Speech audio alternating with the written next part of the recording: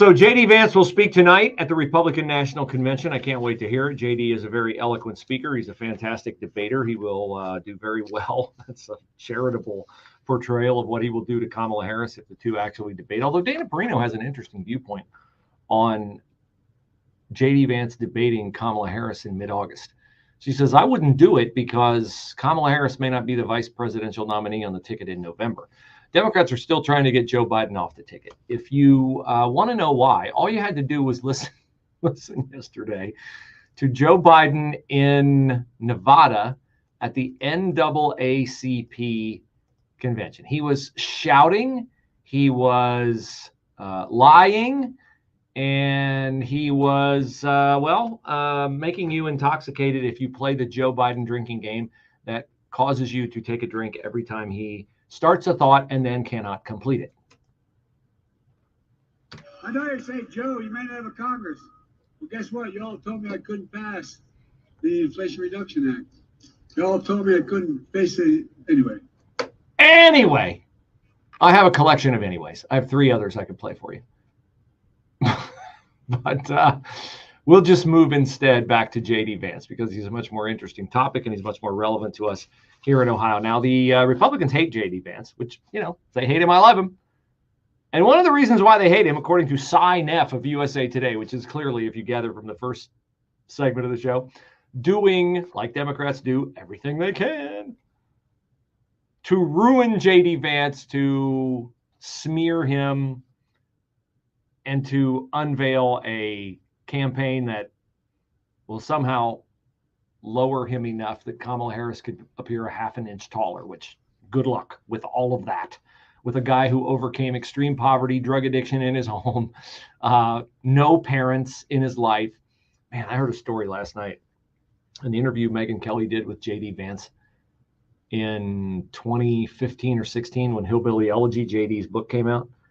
JD writes about as a 12-year-old boy, his mother used to abuse him, physically abuse him. And they made up, and then she put JD in the car and started driving and said, I'm going to intentionally crash the car and kill us both.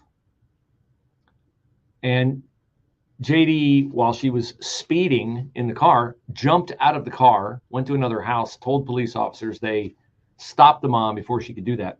And he teared up even as an adult talking about it. That's the kind of upbringing JD Vance had.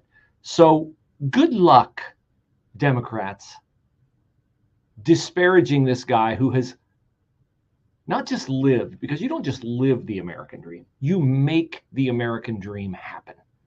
You make the American dream happen. America makes dreams available to you, but you have to make them happen. This guy has made them happen.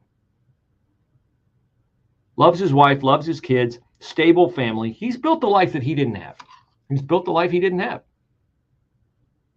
But they hate JD Vance. And one of the reasons why they hate him, according to this Cy Neff story in USA Today, is because prominent LGBTQ advocacy groups say JD Vance supports items that are detrimental to the lesbian, gay, bisexual, transgender, and queer community. Like I say, if you hate him, I love him. JD Vance, what has he done that is so awful? He has opposed opposed the United States allowing X gender markers on U.S. passports. So it used to be like male, female. Now you can be X, according to our government. JD Vance opposes that. He also opposes sexual mutilation surgeries.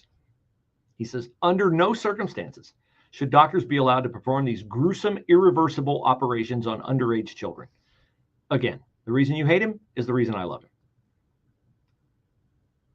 They oppose JD Vance because he has called some LGBTQ people groomers.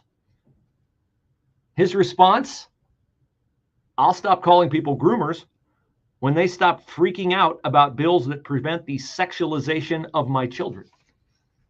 Again, you hate him,